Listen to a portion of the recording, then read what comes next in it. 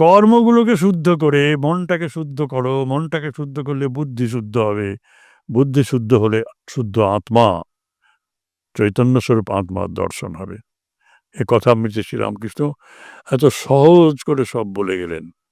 ওখানেও গুরু লাগে, spiritual teacher. Swamiji গুরু ছিলেন শ্রীরামকৃষ্ণ, আর স্বামীজিও গুরুরূপে আবির্ভূত, গ্লোবাল গুরু রূপে।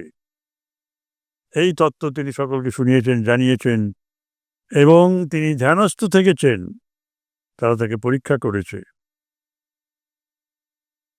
মন তুলে নিচ্ছে ধ্যানের ভেতরে, শরীর থেকে মন চলে গেল, বৃষ্টি হচ্ছে প্রচুর, খেয়াল নেই, তারা মাথা ছাতা ধরে বসে আছেন আমেরিকাতে।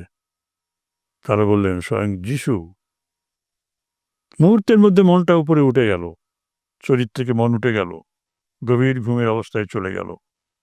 মন শুদ্ধ হলে তাই হবে।